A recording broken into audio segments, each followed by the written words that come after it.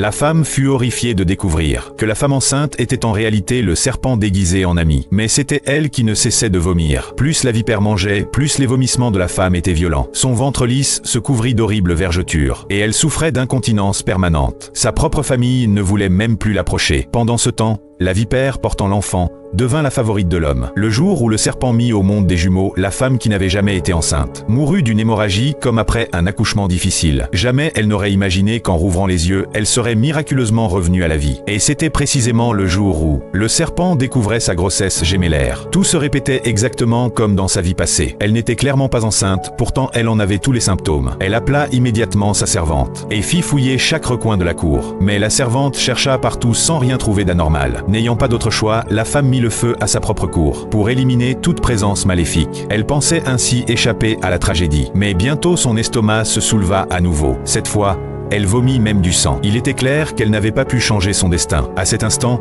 la vipère apparut avec un air faussement inquiet, affirmant que sa grossesse se passait à merveille. Elle ignorait que la femme la soupçonnait déjà, et avait les yeux rivés sur sa pochette parfumée. Cette pochette avait été offerte par l'homme à toutes les deux. La femme soupçonnait que le problème venait de là. Elle se leva et gifla le serpent. Puis elle la provoqua délibérément avec des mots blessants. Et dans la bagarre, lui arracha discrètement sa pochette. Le scandale attira l'homme, exactement comme dans sa vie passée. Il prit le parti de la vipère sans hésiter, exigeant que la femme s'excuse. À peine tenta-t-elle de s'expliquer, que l'homme la saisit déjà violemment par le cou. Pour couronner le tout, la femme eut une nouvelle fuite urinaire. Sous le choc, l'homme recula avec une expression de dégoût. Les serviteurs la regardaient avec mépris, et la vipère souriait d'un air machiavélique. La femme les observa froidement, et jura intérieurement de leur faire payer le double. Dès qu'ils furent partis, la femme fit venir le médecin. Mais malgré tous ses examens, il ne trouva aucun problème dans son corps. Elle lui montra alors les deux pochettes et lui demanda de les analyser. En les ouvrant, le médecin resta figé. L'une contenait des herbes favorisant la fertilité. L'autre était remplie d'ingrédients provoquant la stérilité. Utilisés sur le long terme, ils pouvaient rendre une femme stérile à vie. C'est alors que la femme comprit tout. Voilà pourquoi elle n'avait jamais pu avoir d'enfant. Pendant toutes ces années, elle pensa que détruire la pochette remettrait tout en ordre. Mais même après l'avoir brûlée, les symptômes de grossesse persistaient. Tandis que le serpent ne semblait même pas enceinte. Elle mangeait de tout sans restriction. Elle préférait même les plats les plus épicés. Bien qu'elle ne comprît pas ce qui se passait, la femme commença à noter tout ce que la vipère mangeait et à comparer avec ses propres symptômes. Elle découvrit bientôt que ce que la vipère ingérait provoquait des symptômes dans son propre corps. Alors elle eut une idée risquée. Et si elle mangeait quelque chose et que les symptômes passaient au serpent?